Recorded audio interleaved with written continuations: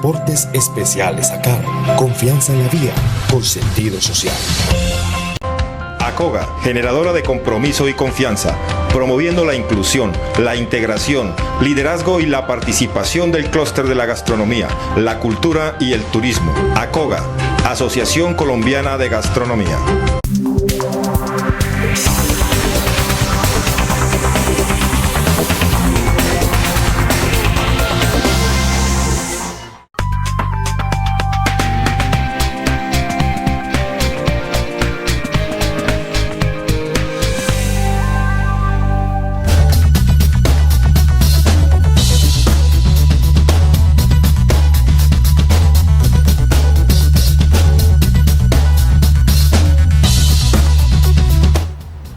Amables televidentes, se los saluda José Alberto Tejada Echeverry, presentándoles el programa institucional del Canal 2 informativo Nuestra Gente. Hoy estoy acompañado en el estudio por María Alessandra Pacheco, una joven ingeniera industrial de aquí de la ciudad de Cali y que tiene aspiraciones al Consejo de la ciudad para los próximos comicios electorales. Ella lo está haciendo en nombre del partido Alianza Verde. Y también nos acompaña Fabio Orejuela, economista que igualmente tiene intereses en presentar su nombre a la consideración de los ciudadanos para la Asamblea Departamental en los próximos comicios electorales. Ellos dos van a estar conversando conmigo y con ustedes, no solo sobre sus propósitos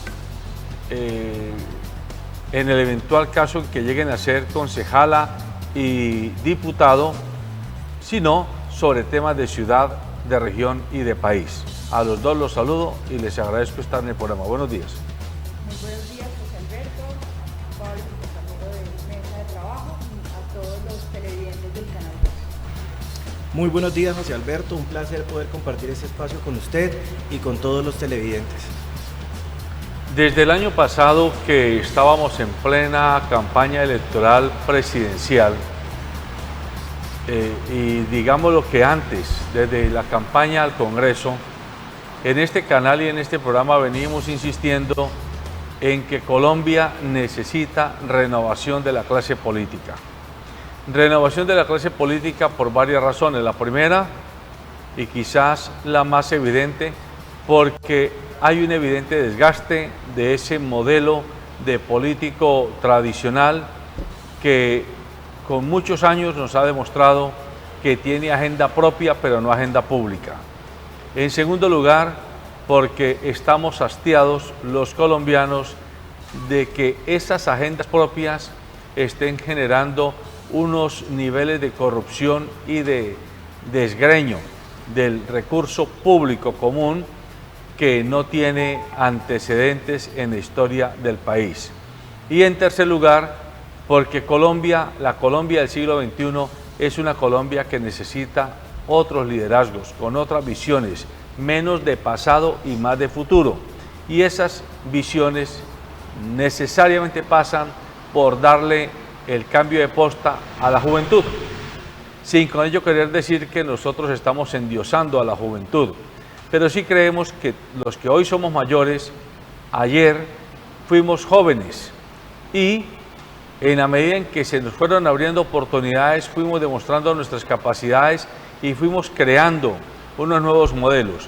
Es hora de que el país se oxigene y que tenga en sus corporaciones públicas, en sus administraciones públicas, a hombres y mujeres colombianos que no solo tienen formación, sino que tienen deseos y expectativas fundadas, es decir, con fundamento, porque son estudiosos, porque las han investigado, porque no están haciendo populismo barato, es decir, vendiendo tamales porque la gente quiere tamal, sino que están proponiendo temas que afectan a largo plazo el cómo vivimos unos y otros en las ciudades, en los departamentos y en el país.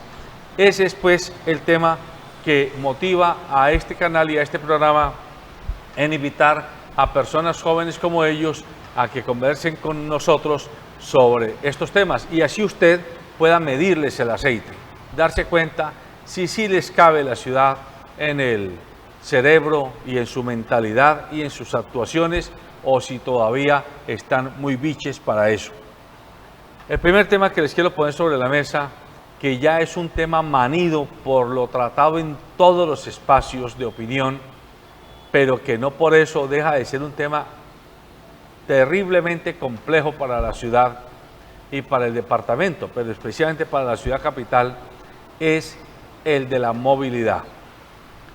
Cali tiene unos problemas de movilidad que en lugar de mejorarse cada vez se empeoran, y aunque uno nota que la alcaldía monta ciclorrutas, intenta hacer demarcaciones y poner semáforos y más fotomultas, uno no ve que haya un cambio real, porque el mío sigue allí estancado, porque las motos siguen funcionando y a veces pareciera que andan en la ciudad sin Dios y sin ley, porque los biciclistas, los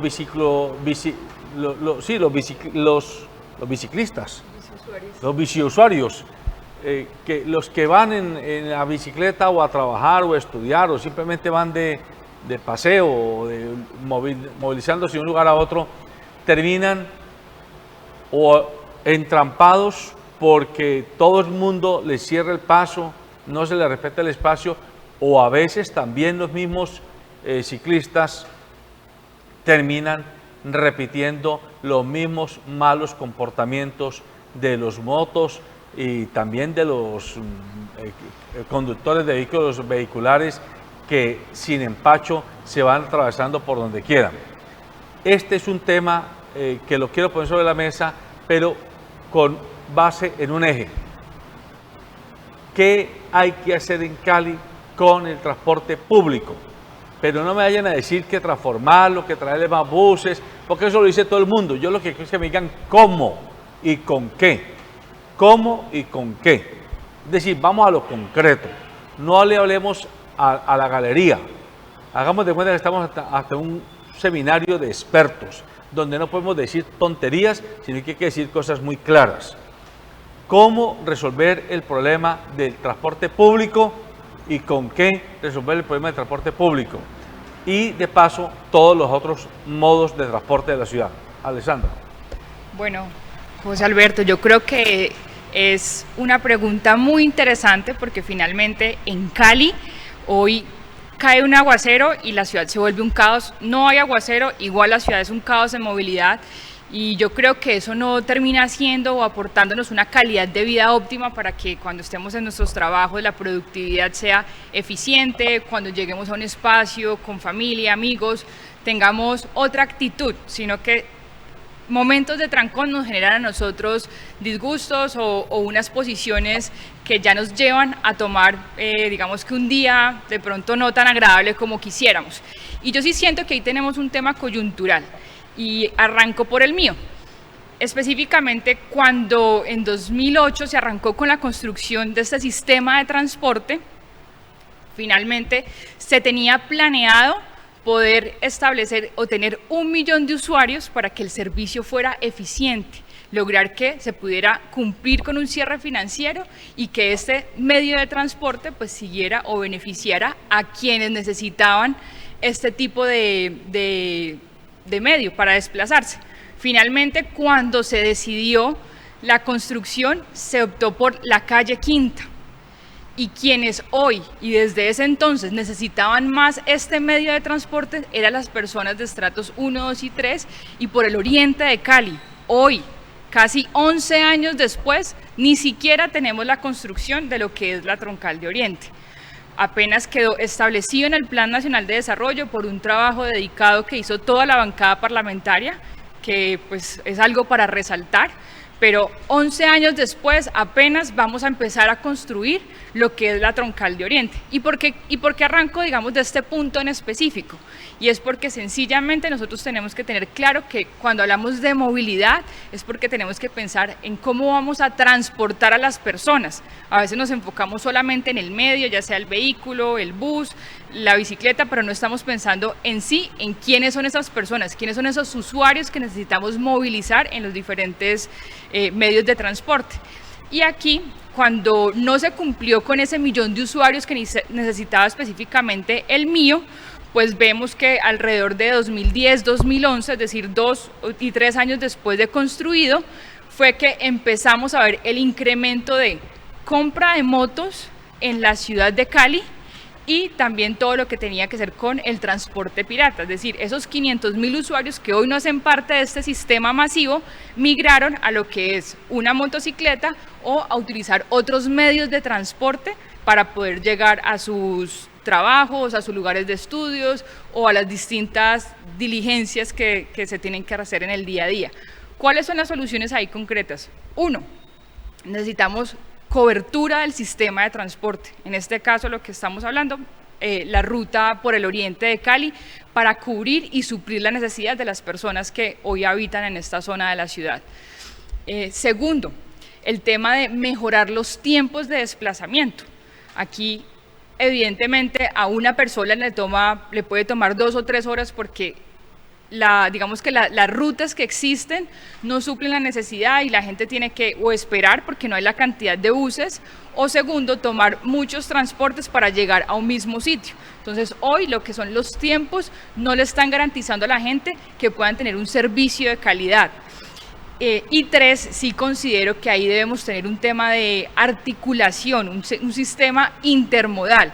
Es como hoy logramos vincular al sistema de transporte masivo al mío para que pueda trabajar con lo que son las gualas. Usted de nuevo me está contestando el qué hay que hacer. Yo quiero que me diga cómo y con qué. Es decir, porque es que el problema es que esto ya está diagnosticado, María Alessandra y Fabio. Todos los candidatos que yo he entrevistado dicen exactamente lo que ustedes están planteando, porque ese es el diagnóstico de fondo, pero nadie todavía ha podido decirme qué propuestas concretas tiene para resolver el problema, porque ya sabemos cuál es el problema. ¿Cuáles son las propuestas de solución del problema? Pues evidentemente sabemos que hoy el mío no cuenta con los recursos suficientes para poder garantizar lo que estábamos hablando en materia de tiempos, mejorar servicio. Y ahí es importante, nosotros como caleños, como ciudadanos, pagamos unos impuestos a la gobernación sobre los vehículos particulares. De ese valor que nosotros pagamos a la gobernación, hay un 20% que se destina al municipio donde el transporte o donde el vehículo está inscrito o matriculado. Entonces, esos recursos que llegan a Cali específicamente entran a Hacienda como un ingreso corriente. ¿Por qué no invertir o hacer un control político específicamente de esos recursos, cómo se están invirtiendo en materia de movilidad? En este caso, cómo eso va a apoyar efectivamente a las acciones que hoy necesitamos nosotros en el sistema de transporte masivo. O sea que existiendo una bandera suya es insistir en que el 20% de los recursos de impuesto automotor pasen a dedicarse al mío, a resolver problemas del mío. Movilidad. Listo. Y dentro de eso, el Fabio. José Alberto, estamos en un momento coyuntural muy importante. Evidentemente el sistema de transporte de Cali no funcionó y ahorita lo que se viene son las decisiones que va a tomar la ciudad hacia futuro. ¿Qué queremos ser? Ya somos una ciudad-región. ¿Ves? Somos un distrito especial, ¿cierto? ¿Será que de ser distrito especial es lo que necesitamos? Yo considero que Cali debe verse más como una ciudad-región, debido a que Cali es el centro económico donde trabajan y donde se desplazan muchos de los vehículos de Palmira, de Jumbo, y de los diferentes municipios. Mientras nosotros no consideremos que Cali debe estar interconectada con esos municipios, pues vamos a tener un inconveniente y vamos a seguir teniendo los problemas de movilidad y el mío va a seguir siendo insuficiente, porque la tendencia es que cada vez vamos a tener más gente y el mío ya se probó que no tiene cómo solucionarlo. La Alianza Francesa va a entregar a este diciembre la fase 1 del metro de cercanías o del tren de cercanías o del tren ligero. ¿Qué es lo importante? ¿Cómo podemos desarrollar y cómo podemos hacer ese control político para ver qué clase de ciudad queremos y qué solución tenemos? Sabemos que no es una solución inmediata y sabemos que no es una cuestión que se vaya a poder tener en los próximos 4 años. De pronto podemos tener de los próximos 4 años unas pequeñas resultados de esto, dejarlo contratado, tener el proyecto en una fase 2. Una fase 1 es cuando apenas estamos iniciando el proyecto para iniciar la fase 2, donde vamos a tener unos estudios reales. Cali tiene una ventaja, que nosotros tenemos la infraestructura férrea sobre la ciudad. Tenemos que recuperar eso para poder desarrollar por toda la etapa de la 25 un nuevo sistema que sea ecológicamente amigable, que sea efectivo y que no nos cueste tanto como pensar en un metro, porque en un metro evidentemente por el Plan Nacional de Desarrollo es mucho más complicado poderlo llevar a cabo.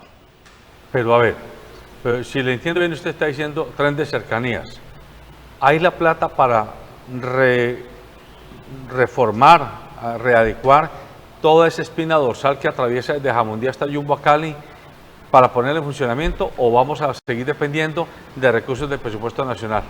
No, en este momento el Valle del Cauca no tiene la plata, o Cali, la ciudad, no tiene la plata para desarrollar un proyecto como estos, pero tenemos como por medio de cooperación, la Alianza Francesa, ellos tienen un negocio muy lindo, que es un negocio de cómo ellos hacen y financian los estudios para ellos también participar y ser los principales proveedores de esto. O sea, lo podemos hacer con gestión, hablando con, también están los chinos, que los chinos vienen desarrollando en Latinoamérica unos proyectos muy inclusivos y muy ambiciosos, donde los cuales se pueden hacer una prórroga de pagos a 20, 30 años, donde ellos nos dejen la infraestructura establecida y que los caleños y los vallecaucanos puedan hacer uso de esto, de estas necesidades o de estas soluciones en menor tiempo posible y que no afecte directamente los bolsillos pues de los vallecaucanos y de los caleños.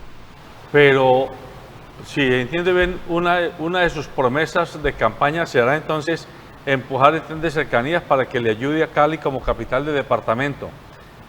Pero ¿y si los inversionistas foráneos no están dispuestos o no se puede políticamente llegar a acuerdos con ellos, ¿qué? ¿En qué queda la propuesta? Primero, no es una propuesta porque es una realidad. Como le estaba diciendo, en este diciembre entregan en fase 1 los estudios del tren de cercanías o del tren ligero para la ciudad de Cali. ¿Qué es lo que debemos analizar y qué es lo que debemos pensar y para dónde, cuál es la tarea que tiene que hacer tanto María Alexandra desde el Consejo como Fabio Orejuela desde la Asamblea? Hacer que sea un tren de cercanías porque tenemos la infraestructura que nos conecta con Yumbo y que nos puede dar conexión hacia Candelaria o Palmira.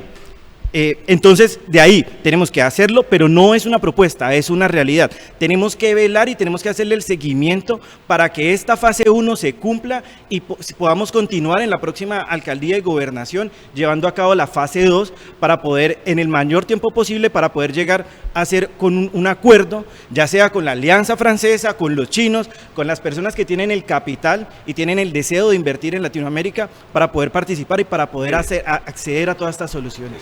Yo dije al principio del programa que apuesto por la renovación en cabeza de jóvenes políticos, porque es inaceptable que en Colombia sigan pasando cosas como la que estamos viendo que está en la carretera Cali-Buenaventura. Ese pedazo de calzada que prácticamente comió la mitad de la carretera. ¿Eso en qué zona es? Es pasando Lobo Guerrero antes de llegar Lobo Guerrero. Ahí, cuando usted va subiendo, usted no puede seguir. O sea, pasan carros pequeños, si acaso, pero las tractomulas y los carros de carga no pueden pasar. Si ese foramen se dio, que no es de 5 metros cuadrados, es porque la plata se la robaron, así, sin ningún tipo de rodeo. Porque eso como que lo hicieron jugar con arena, o no le echaron ningún tipo de concreto. Para que se la coman de la manera como las fotos lo muestran, es porque ahí hubo un robo descarado de parte de la administración pública y de los constructores. Entonces, cuando uno aspira a que hayan políticos jóvenes para que vengan, no solo fundamentados, sino dispuestos a impedir que eso siga ocurriendo. Ustedes me hablan del tren de cercanías, me hablan de la troncal del Oriente, pero la pregunta, ¿qué hay que hacer? A juicio de ustedes que son jóvenes, que quieren aspirar a comenzar a hacer política, para que aquí hagamos las cosas, primero, en el tiempo que se deben hacer, y segundo, cómo se deben hacer. Usted habla de los chinos. Los chinos hacen un tren bala en distancias de 800 kilómetros a recorrer en 3 años. Y nosotros nos llevamos 20 años haciendo una carretera de 100 kilómetros que va de aquí a Buenaventura. Eso no tiene presentación. Eso habla de nuestra incapacidad mental y técnica y aptitudinal. José Alberto, tú tocas un tema muy importante y hablas de la renovación política. Y la renovación política, si bien abarca el tema de la juventud, sí sentimos que va mucho más allá de hablar solamente en temas de edad. ¿Y por qué lo mencionamos? Tú hacías un énfasis ahora que llevamos más de 10, 20 años quejándonos de lo que sucede o las decisiones que se toman en nuestra ciudad, en nuestro departamento, a nivel nacional, en Colombia, lo que está sucediendo. Y nosotros sí sentimos que para llegar a estos espacios, entonces hablamos de, bueno, ¿quién va a ser el nuevo alcalde? ¿Quién va a ser el nuevo gobernador? ¿Quién va a ser el próximo presidente de Colombia? Pero no tenemos en cuenta la importancia de los espacios como es hoy el Consejo, como es la Asamblea Departamental, como es un Congreso, que son quienes hoy hacen el control político para que precisamente estas decisiones que se están tomando que terminan favoreciendo a todos los ciudadanos, pues sí sean responsables, sí sean decisiones que van en pro de un desarrollo y que finalmente son recursos públicos, y los recursos públicos pues son de todos y por ende tienen que ser para beneficio de todos, no para un interés particular. Entonces, cuando nosotros vemos quiénes están en esos espacios en estos momentos, sí sentimos que, porque puede haber que lleguen más jóvenes, pero si hacen parte de una misma línea, de una misma casa política, pues sentimos que entonces las decisiones están siendo articuladas o responden a una cabeza. Y es como finalmente lo que tú decías, llegan personas o llegamos personas con conocimiento, con experiencia, con voluntad, y que entendemos que lo público es el espacio donde de verdad podemos hacer transformaciones reales, y que lo que pasó en el caso de Buenaventura pues no se siga repitiendo, que decisiones como el mío que se tomaron en su momento pues no se sigan repitiendo, y 11 años después hoy tengamos nosotros todavía los problemas de movilidad que tenemos en la ciudad. Antes de seguir, si el productor puede buscar la imagen donde está sobre la calzada ya construida, no la que está en construcción, la que ya está construida, el foramen tan inmenso que hay. Búsquela y la muestra para vergüenza de nosotros mismos, porque nosotros somos los que hemos elegido a esos vagabundos políticos, gobernantes y contratistas que hacen de las suyas con la plata de todos nosotros. Fabio, quiero que se mojen. Ustedes vinieron aquí y yo necesito mojarlos. Mojémonos. Bueno, la alcaldía ha sacado ahora la idea, o comienza a circular la idea de ponerle el pico y placa a las motos. ¿Cuál es su posición frente a ese tema? Yo estoy de acuerdo con el pico y placa a las motos en la ciudad de Cali. ¿Por qué? Porque tenemos una cantidad de motos que superan la capacidad de nuestras vías. Aparte que tenemos que hacer un trabajo, no solamente tiene que ser una ley o una sanción hacia el pico y placa, sino que tenemos que educar al motociclista, porque vemos que hoy se saca la moto con la cédula, y siento que las personas que están llegando, o los motociclistas, no tienen el conocimiento ni la destreza para maniobrar en las calles, no tienen el suficiente conocimiento. ¿El problema? No resuelve el problema, pero sí resuelve la cantidad y la densidad de motos circulando que hay en el momento, y eso nos puede llevar a una reducción de accidentalidad. Aparte que tenemos que hacer otra cuestión. Cuando ponemos el pico y placa, vamos a obligar a que la gente tenga que utilizar más el mío, haciendo un control importante a la piratería. ¿Y no será que usted lo que está es dando la oportunidad a la gente de que se endeude y saque una segunda moto? Yo también estoy de acuerdo con el pico y placa para las motos. ¿En qué sentido?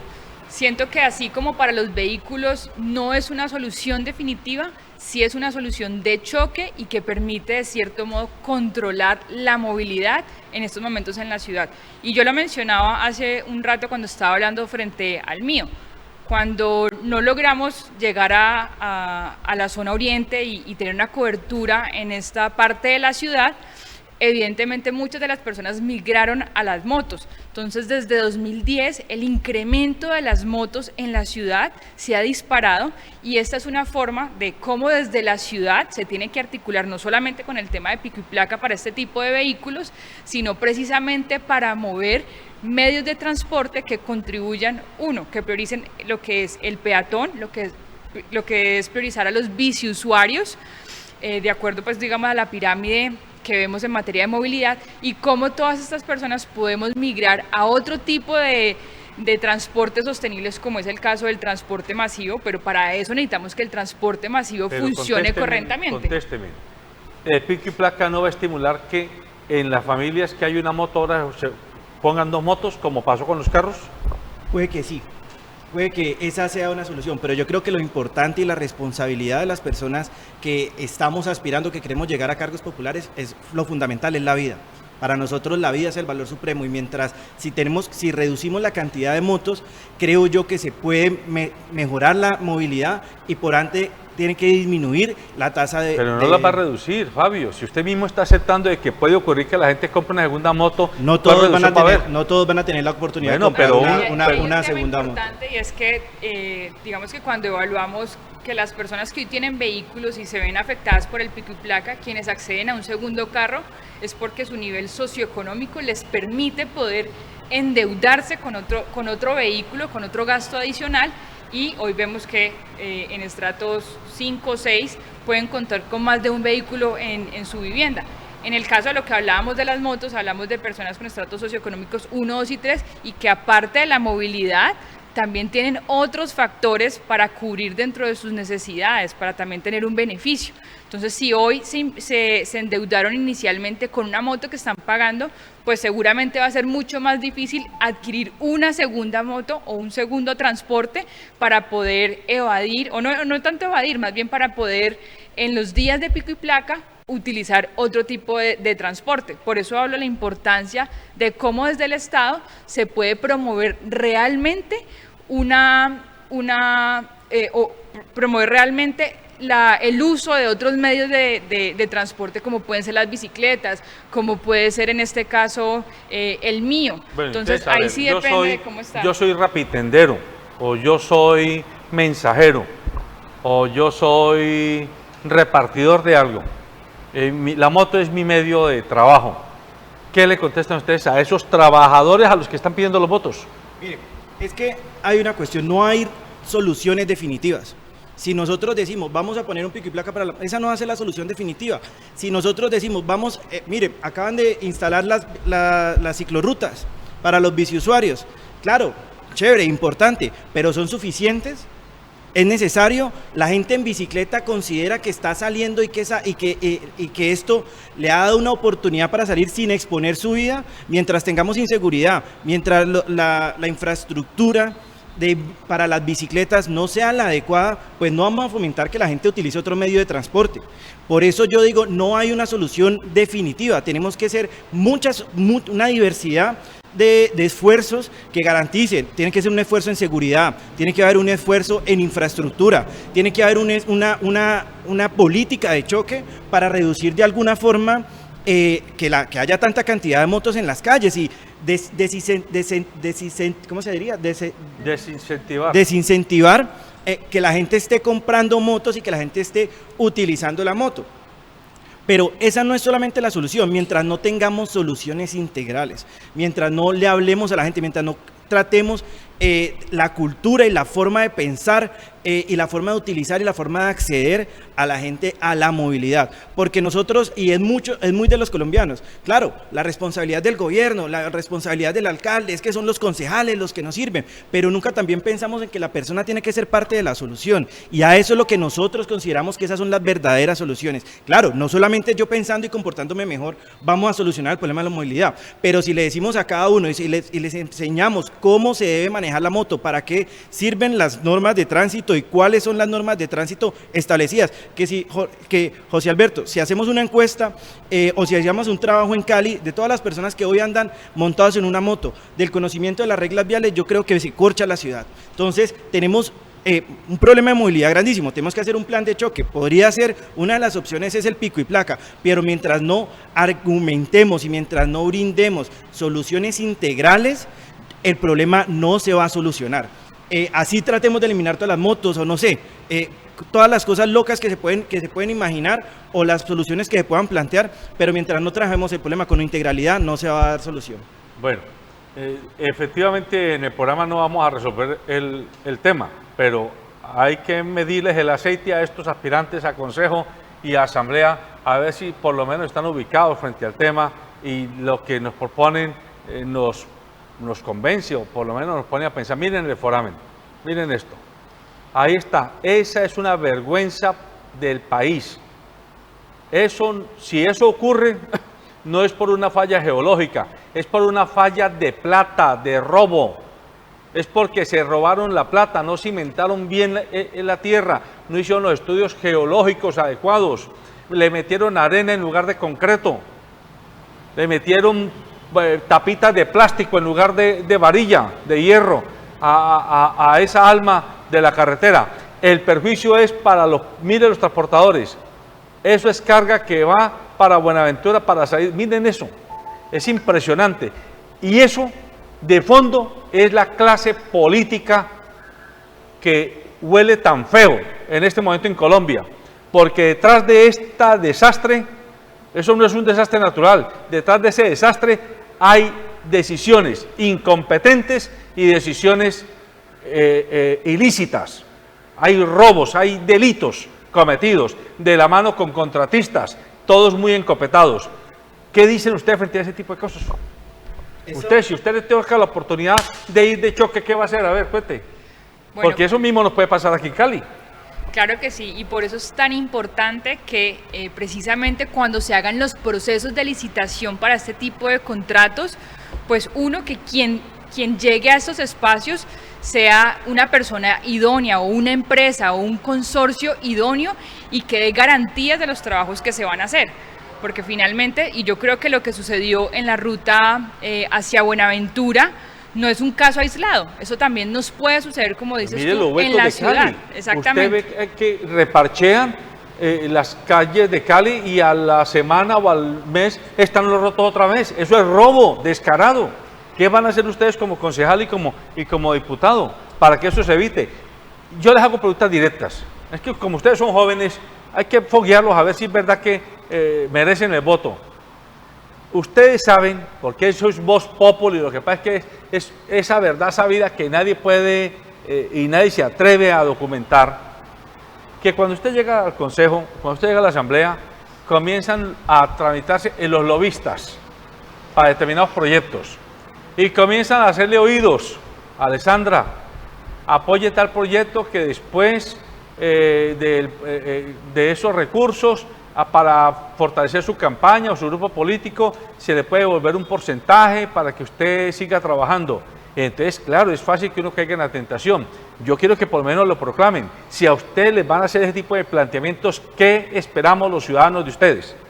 Fabio. Yo creo que es muy importante, primero también, no nos olvidemos del tema de Buenaventura. El tema de Buenaventura es un tema nacional, porque es una carretera de importancia nacional. Lleva 20 años. Lleva 20 años y que el proyecto lleva alrededor de 10 años desarrollando, son 60 kilómetros. De Bulaló a Buenaventura son 70 kilómetros. Son 70 kilómetros. O sea, llevamos 10 años en 70 kilómetros. Es una vergüenza nacional. Primero hay que hablarle a la nación, al Ministerio de Infraestructura, a la ANI, ¿qué es lo que está sucediendo? De pronto está Odebrecht ahí metido. No tendría nada de raro que ahí estuviera Odebrecht, pero lo que quiero hacer salvedad que este tipo de cosas pertenecen a la nación. Claro, a mí me parece muy preocupante que, no sé, José Alberto, ¿usted ha visto algún diputado poniendo, allá vimos a Catalina Ortiz, que fue e hizo un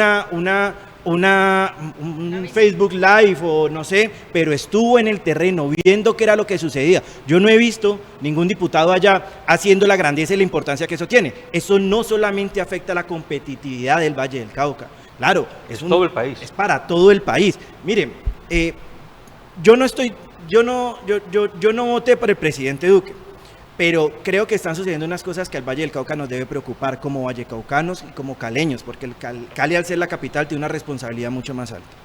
El puerto Tribugá, que queda ahorita en plan de desarrollo aprobado.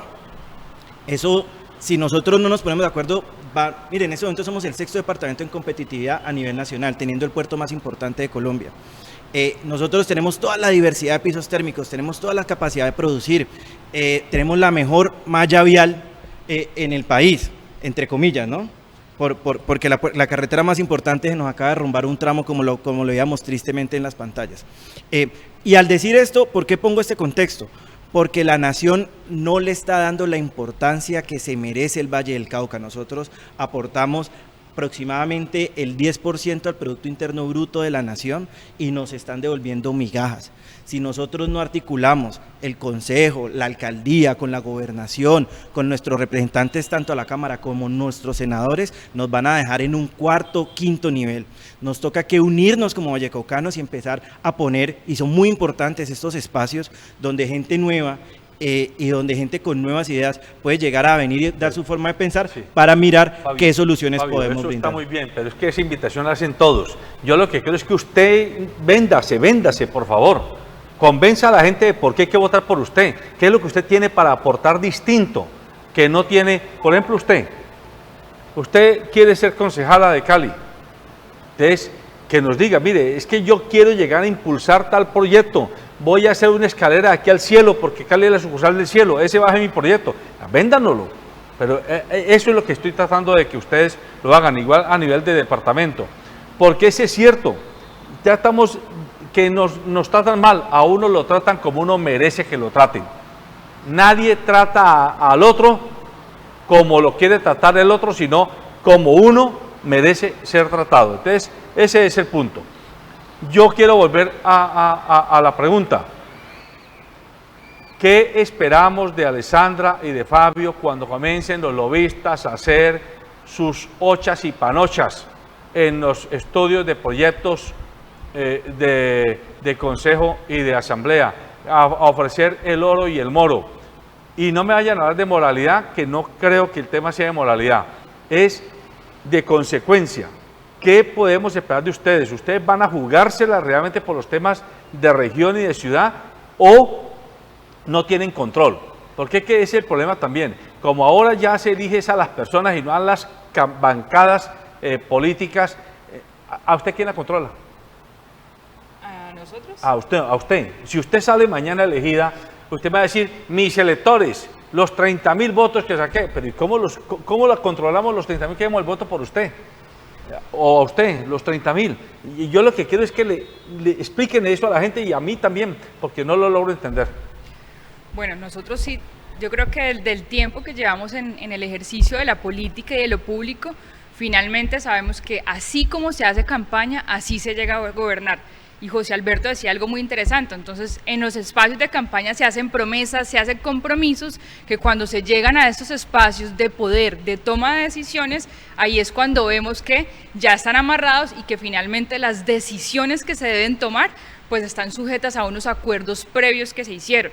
En el caso de nosotros, no estamos de acuerdo con esas situaciones que se dan y a nombre propio, digo que no debemos trabajar bajo acuerdos para comprometer lo que es el recurso de todos los caleños y las caleñas o de todos quienes vivimos en la ciudad de Cali. Porque como te decía, sentimos que desde acá se logran grandes transformaciones, pero si quienes toman las decisiones solamente se preocupan por intereses particulares, pues ahí es cuando vemos que las licitaciones salen amañadas, son licitaciones directas, no hay un espacio de convocatoria pública, de que varios proponentes se puedan presentar, se ven que algunas de las licitaciones se vuelven desiertas, entonces sí hay una serie de irregularidades y específicamente veíamos que hace un mes salió el estudio de corrupción, de la radiografía de la corrupción en los últimos 3 años en Colombia y vemos que las entidades donde más se focalizan esos procesos es la alcaldía y los consejos. precisamente porque hay unos acuerdos para poder llegar a esos espacios. Yo creo que ahí es muy importante entender por qué quiere uno estar en estos lugares, cuál es esa vocación de servicio que hay que tener para llegar a estos espacios, y tú lo decías muy bien, José Alberto, cómo es esa representación. Evidentemente nosotros llegamos y va a haber una gente que votó por nosotros, pero no es solamente esos 30.000 personas o 10.000 o 15.000 o 50.000 que depositaron su confianza en la urna el 27 de octubre. Cuando uno llega a esos espacios para responderle a todos los ciudadanos que hoy viven en la ciudad. Y finalmente yo creo que es un tema también de lo que finalmente hemos construido y venimos trabajando nosotros, y es qué creemos nosotros que se debe hacer para que los recursos públicos se protejan, para que las decisiones que se tomen de verdad incidan de forma real en las personas, y no tengamos que estar pensando que 20 años después es que podemos llegar hacia estos espacios.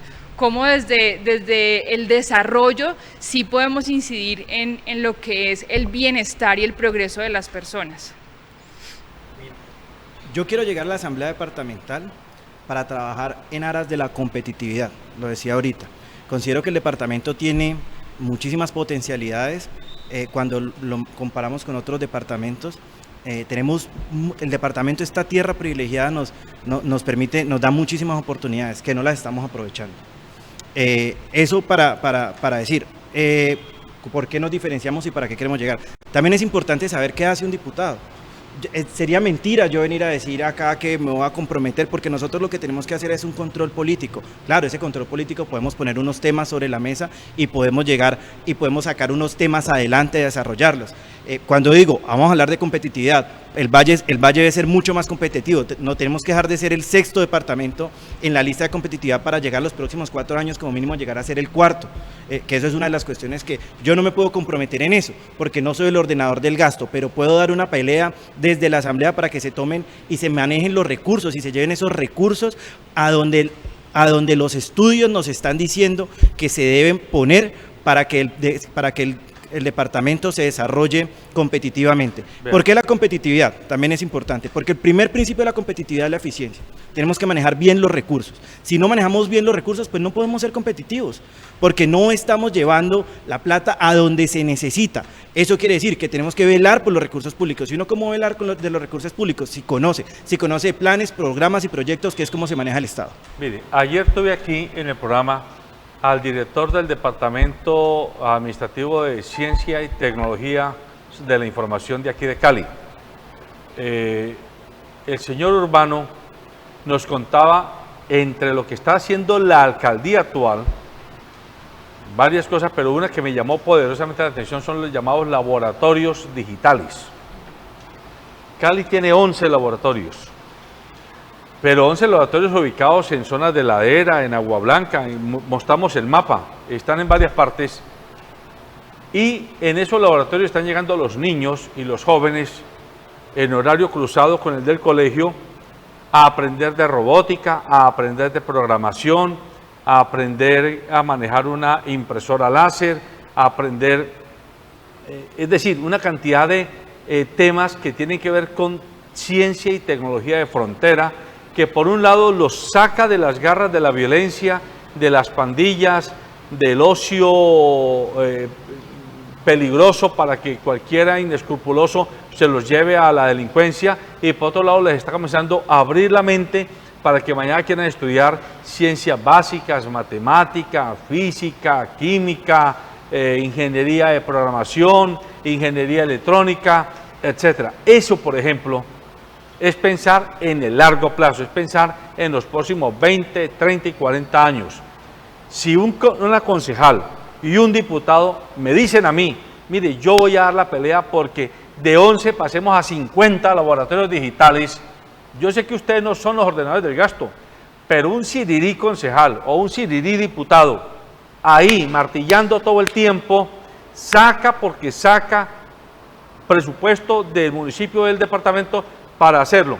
Eso que se hace en Cali puede ser en diversos municipios, en Cartago, en Anserma-Nuevo, en Tuluá, en Río Frío, en Darién, en Yotoco. De eso se trata. Y ahí le damos cuerpo a esas palabras que llaman competitividad, eficiencia y demás.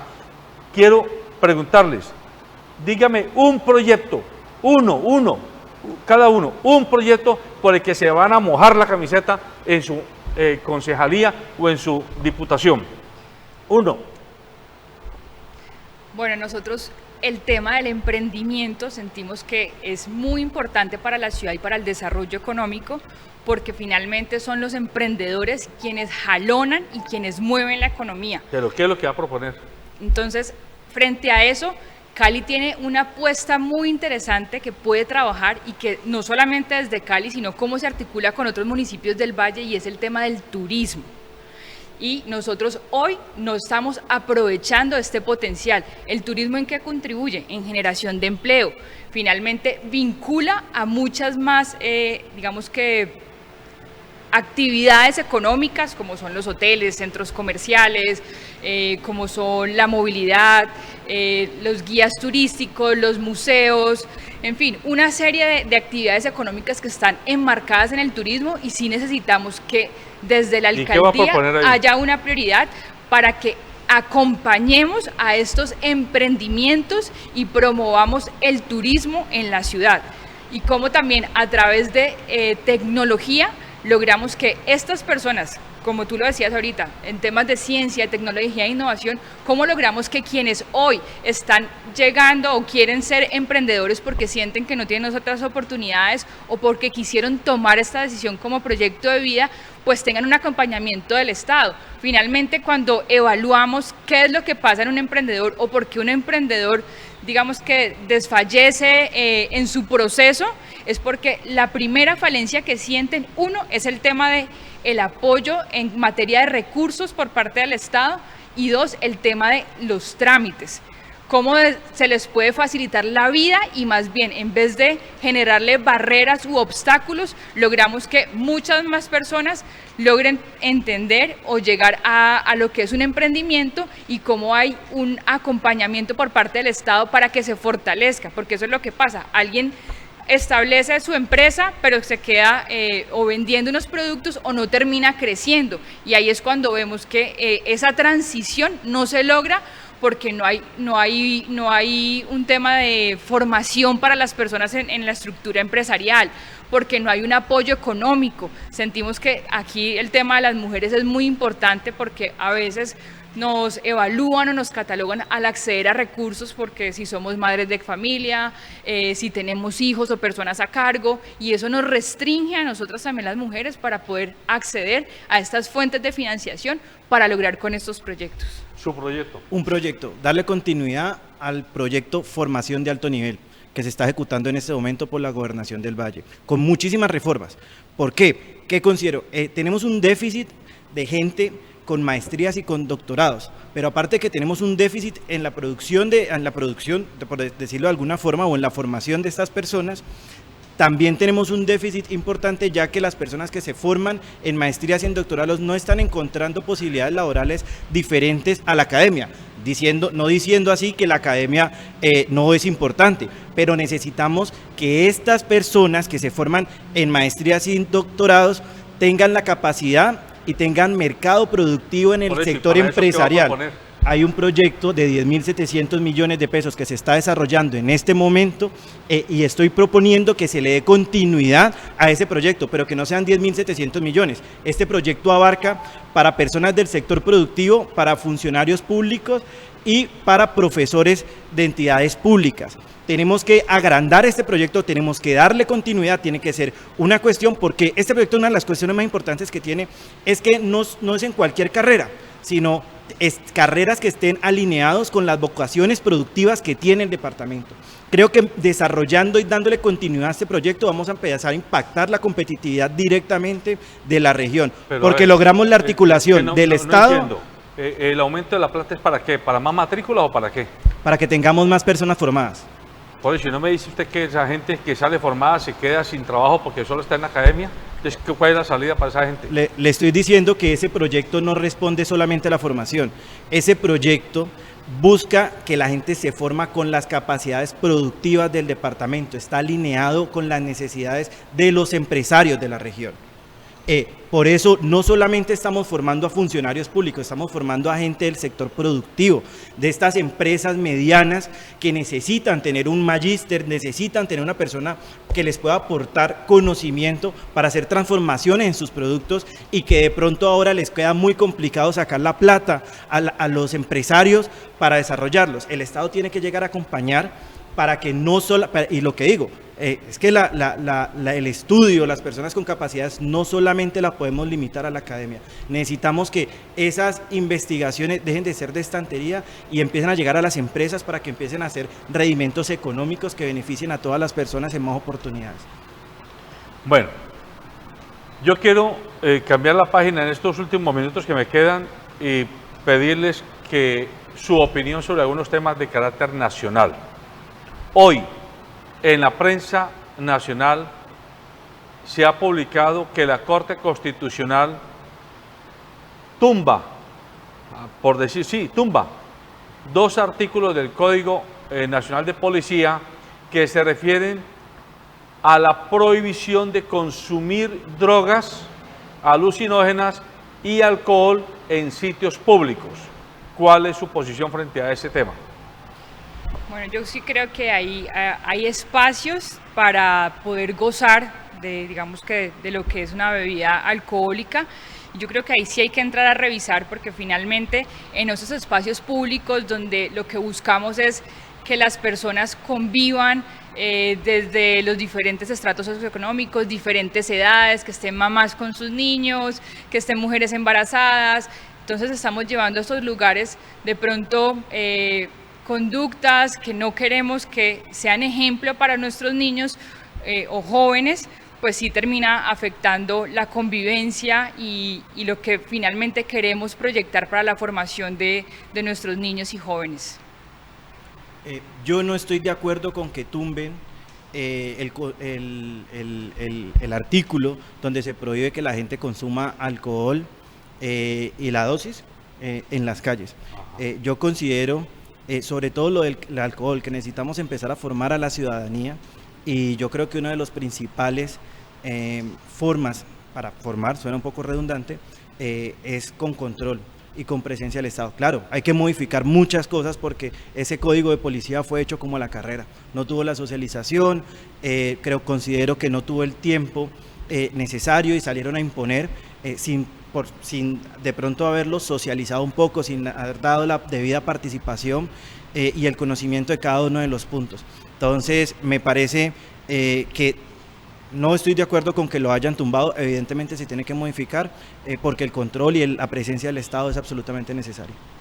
Bueno, ese es un punto, obviamente ese es un tema que sale hoy a la luz pública y generará mucho debate, pero es necesario saber los líderes públicos qué posición tienen frente a esos temas. El otro tema importante de preguntarles a ustedes, ya el presidente Duque firma la ley estatutaria de la JEP, la que le da vida, ahora sí, con toda la normatividad a la Justicia Especial para la Paz.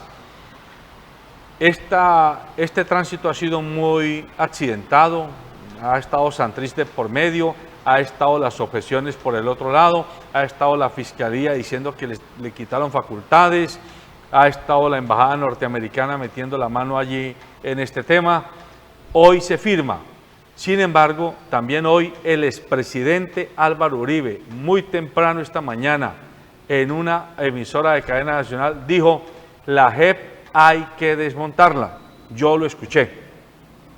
Hay que hacer una reforma de alguna naturaleza porque esto no va para ninguna parte, esto está quitándole la autoridad a la Fiscalía y está quitando la capacidad de investigación y sanción a la justicia ordinaria. Y hay que crear otro tipo de mecanismo diferente a la JEP porque es producto de un acuerdo viciado que no fue aprobado en el plebiscito y sin embargo nos fue impuesto. Esa fue la posición del expresidente Uribe. Ustedes como jóvenes políticos, ¿qué posición tienen? ¿Usted? Bueno, yo tuve la oportunidad de en 2016 estar en este mismo programa defendiendo el sí. Finalmente como líder cívica y promotora de sí a la esperanza, el comité que estuvimos liderando para hacer pedagogía por la paz. Yo sí estoy de acuerdo en que se lleve a cabo la JEP, en que se reglamente precisamente, porque hace parte de los acuerdos, de los 6 puntos que se acordaron entre las FARC y el gobierno nacional para poder dar fin a esta guerra que lleva más de 50 años.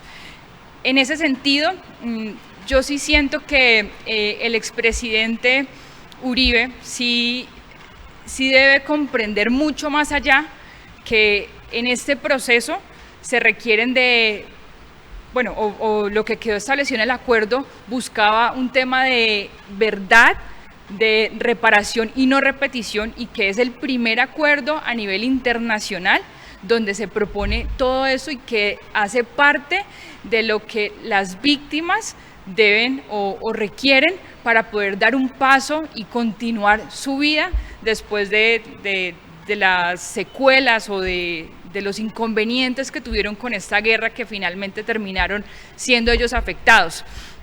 Entonces, la JEP en este momento lo que sí hace es que toma los casos que involucraron la guerra entre las FARC y el gobierno y los evalúa de acuerdo a lo que quedó establecido en la firma de esos 6 puntos. Y sí se debe de tener una connotación distinta a la justicia ordinaria. Entonces, hoy nosotros tenemos unos acuerdos, tuvimos un acompañamiento internacional y hoy a nosotros nos están, digamos que, evaluando y acompañando a lo que quedó establecido. Claro, hay que revisar y lo que nosotros no buscamos es que haya impunidad. Evidentemente, aquí hubo violación de derechos, de libertad, de la vida, y sí se debe garantizar que lo que se establezca pues en la JEP y en todo ese proceso, pues quienes han cometido delitos de ambas partes pues puedan ser, digamos que, judicializados de la forma adecuada. Pero sí estoy de acuerdo con que la JEP se debe llevar a cabo. Celebro la decisión presidencial porque tanto María Alexandra como Fabio Orejuela siempre hemos defendido la paz y hemos defendido los acuerdos, por eso hemos trabajado para ello.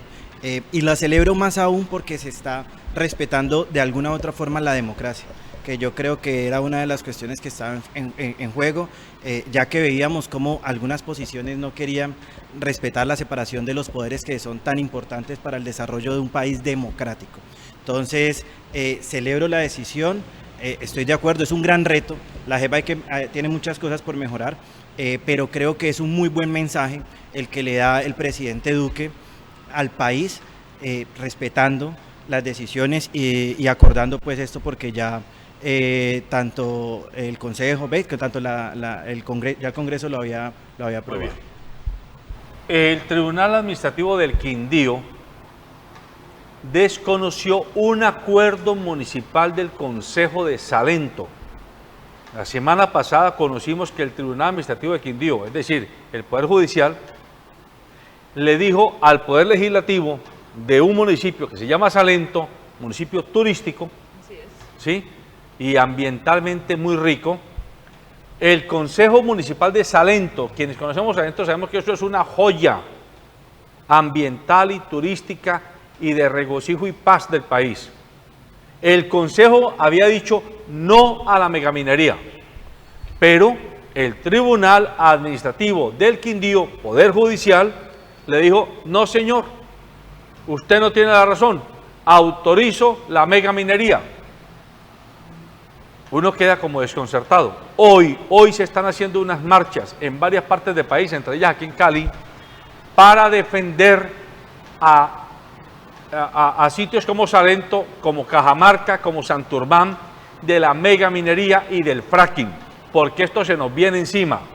Usted quiere ser diputado, yo tengo alguna información que me llega y que nos llega, bueno, y que llega a mucha parte, que están mirando si por la zona de Barragán, de la Marina, allá parece que hay como que oro y como que mucha cosa, y ya hay títulos mineros en camino, están mirando a Tenerife.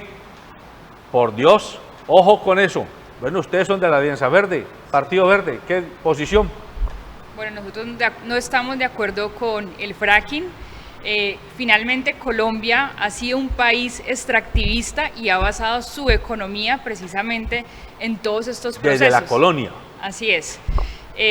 Y pues nosotros vemos, y por eso planteamos el tema del turismo como una de las fuentes alternativas para la generación de ingresos en el país, y más lo que decías tú, en el caso de Salento, que hoy es considerado y hace parte del paisaje cultural cafetero.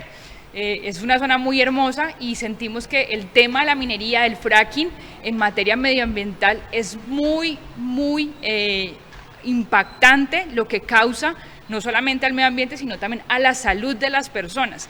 Y pues evidentemente con la noticia, pues varios quedamos como choqueados con un desacierto, evidentemente, pero yo creo que hay un tema muy importante. Las entidades del Estado deben hacer un control. ¿Y a qué me refiero? Cuando se planean este tipo de proyectos, ahí está todo el tema ambiental.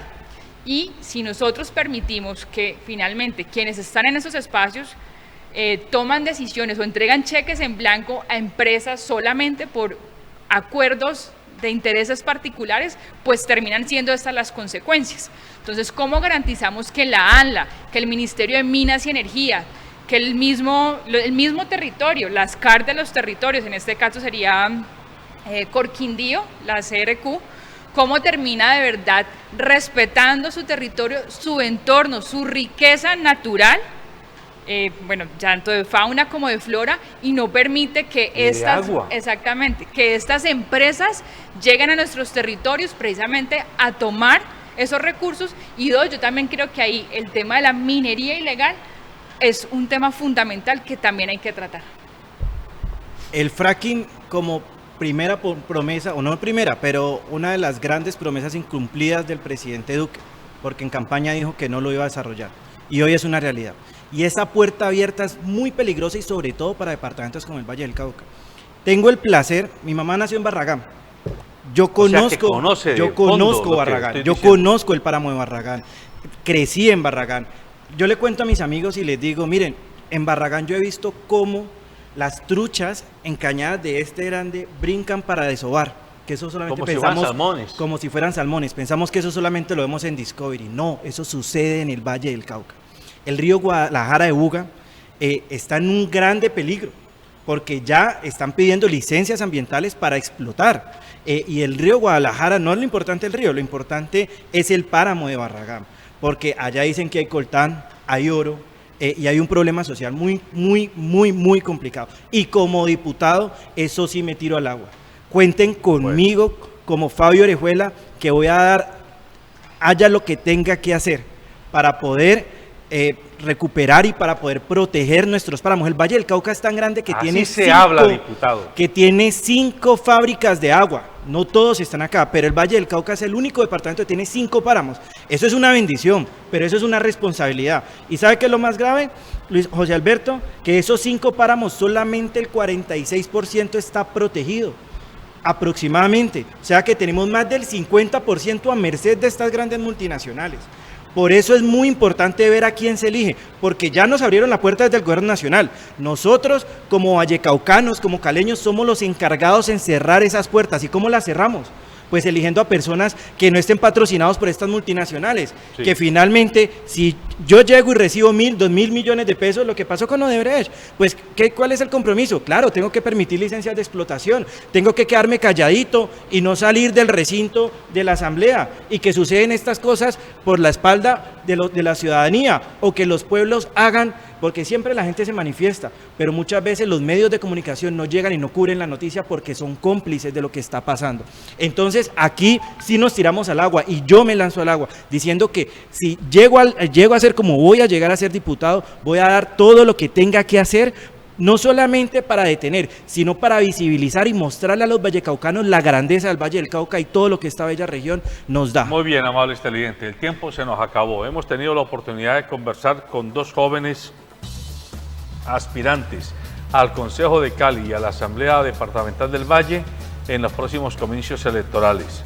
Ellos nos han mostrado su talante, nos han mostrado su visión de región, de ciudad, su posición frente a temas muy sensibles que vive Colombia, Y esa es la forma como esperamos que usted se haga a un criterio, se forme un juicio sobre si estos muchachos, si estas personas que son la generación que va a estar liderando el país, tanto desde el sector privado como desde el sector social, como desde el sector público, en los próximos 30, 40 años, ellos son los que requerimos para hacer este trabajo. Hay que estar muy atentos a quiénes vamos a elegir, porque es inaudito, no cabe en la cabeza, no ofende el sentido común, ofende la inteligencia, que un tribunal administrativo amparándose en una jurisprudencia, en una interpretación exegética de la ley que no se compadece con la realidad monda y lironda que vive el mundo y que vive el país, le diga sí a la megaminería cuando los concejales y la alcaldía y la comunidad de un municipio como Salento, de un municipio como Cajamarca, de un municipio como Santurbán, y lo que ya anunciamos, lo que se viene para Barragán, porque tenemos información que vienen proyectos de ese tipología para Barragán, para Tenerife. Ya les pusieron los ojos, y esto es en vendernos un discurso mentiroso de plata a cambio de muerte. Y por eso necesitamos políticos distintos, hombres y mujeres que tengan esa sensibilidad, que sean capaces de decir lo que dice ahora Fabio Orejuela: yo me tiro al agua, defiendo el páramo de Barragán, defiendo ese territorio, no puede ser posible que esto ocurra. Y también ya va siendo hora de que dejemos el lenguaje políticamente correcto de que no, pues es que como lo dicen las cortes hay que aceptarlo así. Un momento, calmaditos, calmaditos, que la Corte Constitucional la conforman 9 miembros, la Corte Suprema de Justicia 18, el Consejo de Estado 16, los tribunales administrativos 5 o 7, ¿sí? ¿Cómo es posible que 5 individuos de un tribunal administrativo tiren por la borda lo que toda una comunidad, es decir, los habitantes que viven, sufren y gozan del territorio, no quieren? ¿Qué poder del cielo les llega a 5 individuos, o a 7 individuos, o a 12, o a 15, o a 16? Ya va siendo hora de que también ese tema se ponga sobre la mesa de discusión, porque no podemos quedar en manos de 5 o 7, que muchos de ellos pueden estar permeados no por el estricto sujeción a la ley, sino por la estricta sujeción a la interpretación a veces amañada y en ocasiones malintencionada de la ley, como ya lo hemos visto con los famosos carteles de la toga. Abra los ojos, amigo y amiga, porque cuando los vuelva a abrir, si los tiene cerrados, ya no va a encontrar ni siquiera país. Buenos días.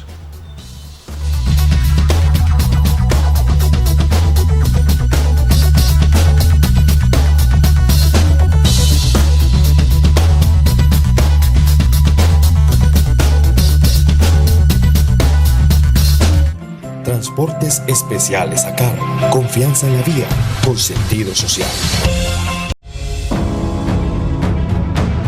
En cada paso, en cada día,